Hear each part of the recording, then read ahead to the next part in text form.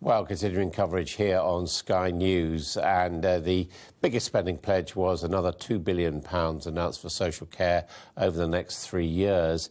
Let's see how that's going down with Sky's Rebecca Williams, who's at a care home in Bristol. Rebecca. Well, yes, as you say, probably one of the biggest announcements in the budget was this £2 billion investment over the next 3 years, with more than £1 billion to be made available for social care immediately. So many people saying that is a significant decision. Clearly, the Chancellor bowing to pressure, with people saying that the social care system is in crisis.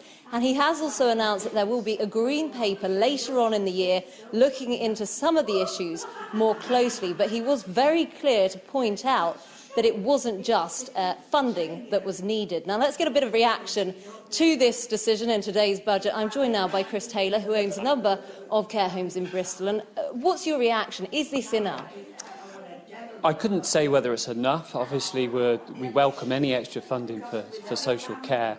As has been widely recognised now, social care is hugely important. Everyone wants to ensure that the quality of social care is as high as it could be.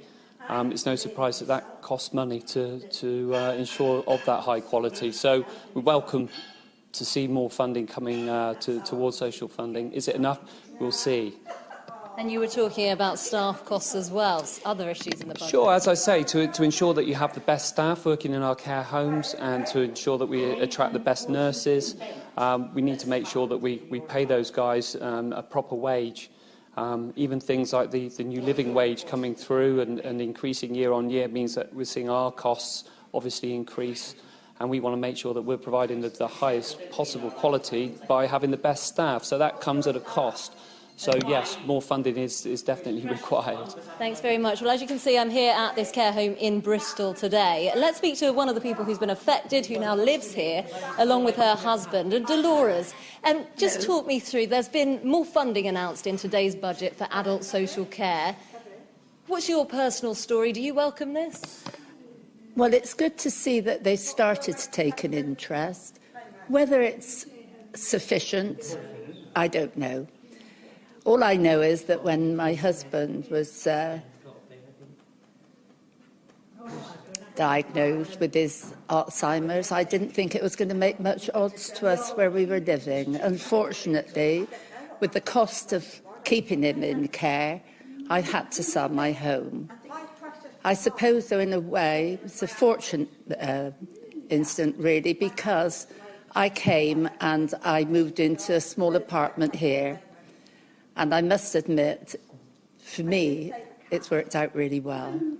But for lots of people, it wouldn't. Do you worry about the cost of getting older? Can you see how that's a burden for people? Well, it's a burden for our families, you know, because obviously, as you're growing up and you're thinking, yes, there'll be plenty for the children, it turns out that's not so, because you've got to let so much of your money go for the care. And in my case, all Norman's pension went straight away, which left me really on the breadline. Awful thing to say, but it was. I just don't know what the answer is with them. I really feel that perhaps a few of these in Parliament, you know, should try living our way and see. Because obviously we were growing up and saving for our retirement, and we were expecting to have what I called a really good life together. Wasn't to be. Thank you very much, thank you. Well, there you heard it, the personal impact here, and clearly many people saying they welcome this funding, but they don't know whether it will, even that £2 billion, be enough. And the personal stories of people having to sell their homes to fund their adult social care. I've been out with a carer this morning, people who want to stay in their own homes, but need that one-to-one care, and even they are saying that there's so much more demand, so much more pressure on the services.